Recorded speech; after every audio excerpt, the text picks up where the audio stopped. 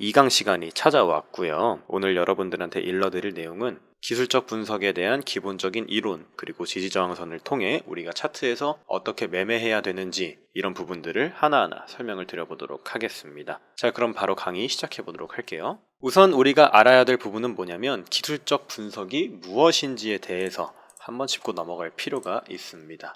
자, 간단하게 생각하시면 돼요. 우리가 차트에 줄을 긋고 지지 저항선을 표시하고 매물대를 통해서 어디서 하락이 나오고 어디서 반등이 나올지 등등 우리가 차트에 분석을 하기 위해서 표시하는 모든 것들이 이 기술적 분석이라고 보시면 됩니다. 자, 그리고 우리가 흔히들 알고 있는 경제적인 상황, 사회적인 상황, 정치적인 상황 등 모든 요소는 이 차트 분석에서도 찾아볼 수가 있다라는 점도 한번 체크를 해주시면 좋을 것 같아요. 예를 들어서 비트코인이 이렇게 하락을 하기 전에는 경제가 침체될 거라는 우려가 이미 녹아있는 상태라고 보시면 되는 거죠. 그 다음에 가격적인 반영이 이렇게 나타나게 된다. 체크를 해주시면 될 것 같습니다.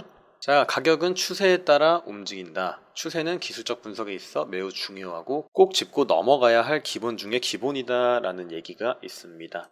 자, 가격은 추세에 따라 움직인다. 아주 당연한 얘기죠. 한번 정해진 추세는 쉽게 그 결을 바꾸지 않습니다. 자, 기간을 한번 체크해 보도록 할게요. 하락했던 기간을 쭉 보면 무려 290일 동안 이 하락 추세에 놓여져 있다는 걸 여러분들이 확인을 하실 수가 있는 부분이죠.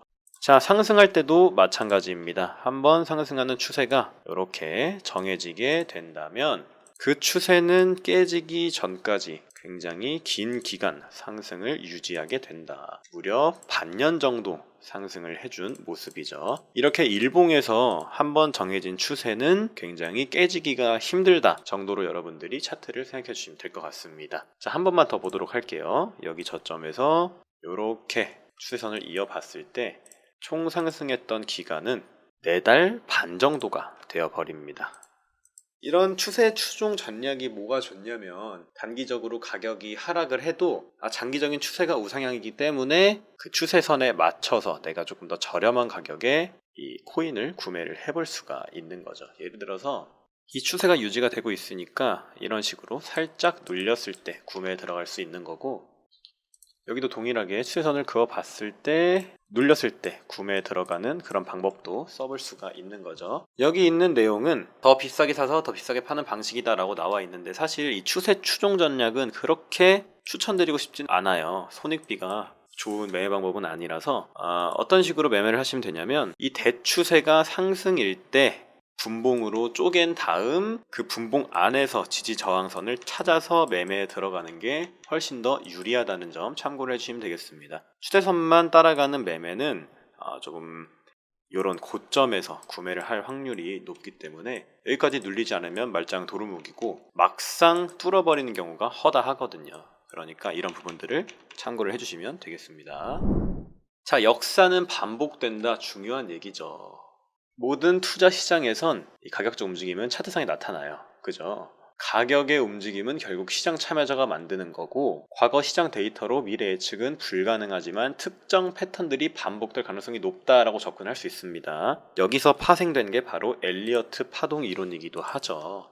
자, 위의 내용들은 간단하게 한번 읽어보시길 바라고요. 우리가 주요하게 봐야 될 건 과거 사건에 동반된 가격 움직임 분석입니다. 자, IMF 때나 리먼 사태가 발생했을 때 어떤 가격의 움직임이 있었는지 정확한 분석이 가능한데, 이걸 토대로 우린 어떻게 활용을 해야 될까가 또 중요한 부분이겠죠. 제가 자료를 하나 띄워드리도록 하겠습니다. 자, 이게 비트코인의 역사적인 하락장 움직임이에요. 2014년을 보게 되면, 자, 여기 표시되어 있는 점선 보이시죠? 이 점선 밑으로 가격이 떨어졌을 때 모든 시장 참여자들이 손실을 보고 있다는 의미가 됩니다. 2018년 때도 동일합니다. 이 점선 아래로 가격이 떨어졌을 때 모든 시장 참여자들이 손실을 보고 있다는 거죠. 자, 2022년 때 이 점선 아래로 떨어진 기간이 35일, 5일밖에 안 됩니다. 기간이 짧죠? 자, 2018년 133일, 14년 합쳐보면 300일이 가까운 기간입니다. 우리가 여기서 유추해 볼 수 있는 부분은 뭐냐면, 자, 이 기간적인 가격의 횡보가 전 하락장 대비 너무 짧다는 거예요. 이 기간이. 그렇죠? 그래서 최소 100일 이상은 바닥권에서 이렇게 돌려서 움직이는 모습이 나와줘야 된다. 이 과거 데이터들이 역사적으로 반복이 된다는 전제 하에는 지금도 똑같이 과거와 같은 기간이 걸려주는 게 마땅하지 않을까라고 보는 게 바로 과거 움직임을 체크하는 이유입니다. 이해되셨죠? 역사적으로 주식시장은 4년마다 상승장이 찾아오게 되고요. 그 4년 주기 사이클은 아직 깨진 적은 없습니다. 그렇기 때문에 제가 아까 올려드린 자료처럼 비트코인도 4년 주기로 상승이 찾아와요. 그리고 하락도 똑같이 찾아오겠죠. 지금 이 4년 주기의 하락장이 너무 기간이 짧다는 거예요. 바닥권에서 물량을 다질 기간이 짧기 때문에 앞으로 조금 더 하락을 본다라는 얘기를 드리고 싶습니다. 자, 우리가 이제 알아볼 게 바로 지지와 저항이에요. 지지와 저항은 어떤 메커니즘으로 이 차트에서 나타날까, 이 부분을 말씀드리려고 합니다. 자, 간단하게만 제가 표시를 해볼게요. 비트코인이 처음 상승을 하면서 크게 눌렸던 구간이 있어요. 이 구간에 선을 하나 그어봅니다. 선을 딱 그었어요. 우측으로 쭉 당겨요. 떨어질 때 이 구간에서 반등이 나와줍니다. 신기하죠? 다시 이 구간으로 내려왔어요. 근데 한 번에 떨어지진 않고 또 이 구간에서 일정 방어가 일어나게 돼요. 요런 걸 바로 지지선이라고 얘기합니다. 자, 어떤 메커니즘이냐? 이렇게 가격이 눌렸을 때 왜 눌리냐면 이 부분에서 누군가는 비트코인을 매수했기 때문에 방어가 일어나는 거예요. 그죠? 그래서 튕겨 올라간 거예요. 다시 내려왔을 때 이때 구매한 사람들의 평단가가 아주 두터웠기 때문에 이 사람들이 가격 방어를 해주는 거예요. 자, 여기서 이 부분을 가격 방어하는 거죠. 과거의 시장 참여자들이 현재의 가격 방어를 해준다. 튕겨 올라갑니다. 자, 근데 이때 구매하고 이때 구매했던 사람들이 여기서 팔아 제꼈기 때문에 이 구간에선 방어가 강하게 일어나지 않고 밑으로 빠져버리게 되는 겁니다. 이해되셨죠? 근데 또 여기서 비트코인을 구매했다가 여기서 못 판 사람도 있을 거예요. 추매를 한 사람도 있을 거고요. 그럼 이 부분도 누군가의 평단가가 되겠죠. 반대로 비트코인이 올라갈 때 여기 이제 저항선이 됩니다. 왜냐면 내 평단가의 가격이 도달했기 때문에 이제 익절을 해버려요. 그럼 비트코인의 방향성이 어떻게 될 수 있다? 이런 식으로 흘러갈 수 있다. 판단을 해볼 수 있는 거죠. 그리고 제가 아까 보여드렸던 과거 데이터와 합쳐보면 이렇게 딱 돌려서 가는 모습까지 우리가 예상을 해볼 수가 있습니다. 한 번 더 띄워드릴게요. 이 과거 데이터 기간이 조금 더 길어야 됩니다. 하락의 기간이. 이런 메커니즘으로 지지 저항을 이해하시면 될 것 같아요. 생각보다 간단합니다. 어렵게 생각하실 필요가 전혀 없어요. 지지 저항을 찾는 아주 중요한 팁은 뭐냐면 일단 큰 프레임에서 찾으셔야 돼요. 큰 프레임이라는 건 어떤 걸 얘기하냐. 주봉, 일봉, 월봉 등등 우리는 큰 틀에서 중요한 맥점이 뭔지 생각을 해볼 필요가 있다는 얘기입니다. 자, 주봉으로 딱 봅니다. 중요한 맥점이 어딜까 찾아봤어요.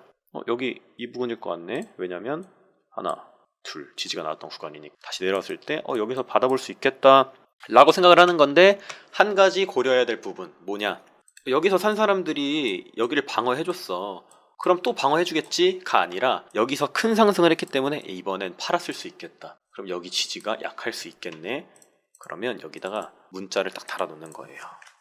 약한 지지 라인. 이런 식으로 나만의 표시를 해놓는 겁니다. 그러면 차트를 볼 때 조금 더 수월한 지지 저항선을 체크할 수 있다는 점 알아두시면 될 것 같아요. 자, 반대로 저항선을 딱 봐요. 주봉이에요. 이 부분 한번 올라가다 막혔었네. 다시 어떻게 된다? 이 부분에서 막히게 된다. 일봉으로 확인을 해보면 이런 모양새가 나타나 주는 거죠.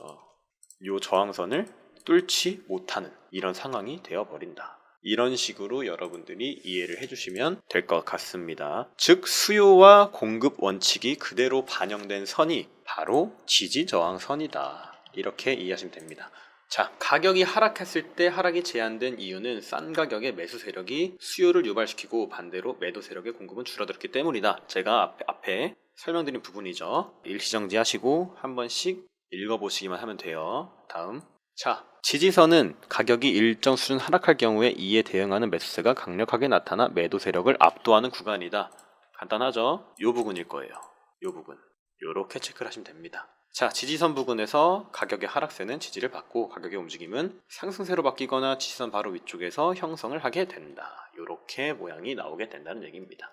여기 있는 모양이랑 여기 있는 모양 동일하죠? 저항선은 그 반대가 되는 거고요. 간단하게만 이해하시면 됩니다. 자, 저항선도 한번 읽어보시기만 하면 돼요. 저항선을 또 어떻게 그을까? 이 눌렸던 구간 말고 올리다 막혔던 구간에 선을 긋습니다. 그럼 요렇게 나오는 거예요.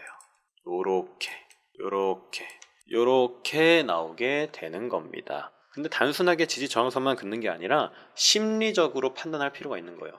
돈복사TV에서 이 부분이 중요하다 했으니까 저항선을 그었어. 근데 뚫어버렸네? 이거 뭐 잘못된 거 아니야? 이렇게 생각할 수 있잖아요. 근데 이렇게 지지를 받았던 구간에 여러 번 방어세가 들어오면서 거래량이 실렸다는 건 이 부분을 지키겠다는 소리예요. 즉, 이 저항선은 우리가 약한 저항이구나, 이렇게 판단을 해볼 수 있는 겁니다. 그러니까 차트를 심리적으로도 볼 줄 아는 게 중요하다. 단순하게 지지저항만 딱 긋는 게 아니라 심리적으로 내가 어떻게 이 차트가 형성이 되었는지 체크를 해보는 거예요. 이 부분 한번 지켜줬어. 나쁘지 않네. 그리고 딱 내려왔어요. 거래량이 뻥 터졌어요. 여기보다 더 터졌어. 여기는 그렇게 크게 터지지 않았는데 오히려 이때보다 지금을 더 강하게 지켜줬어요.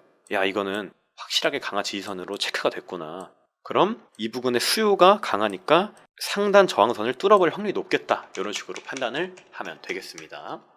자, 지지와 저항이 중요한 이유, 이것만 살피고 영상 마치도록 하겠습니다. 현재 가격 움직임이 최소한 어디까지 진행될 수 있는지를 알아내는데 저항선이나 지지선을 이용할 수 있다. 가격의 움직임이 지지선에서의 지지나 저항선 돌파에 실패했다면 이는 기존의 추세가 바뀌어가고 있다는 아주 중요한 시그널이 될 수 있다. 저항선이나 지지선은 최근에 나타날수록 그 중요성이 커진다. 이거 중요합니다. 저항선이나 지지선은 원래 정석이 오른쪽에서부터 긋는 거예요. 오른쪽에서부터.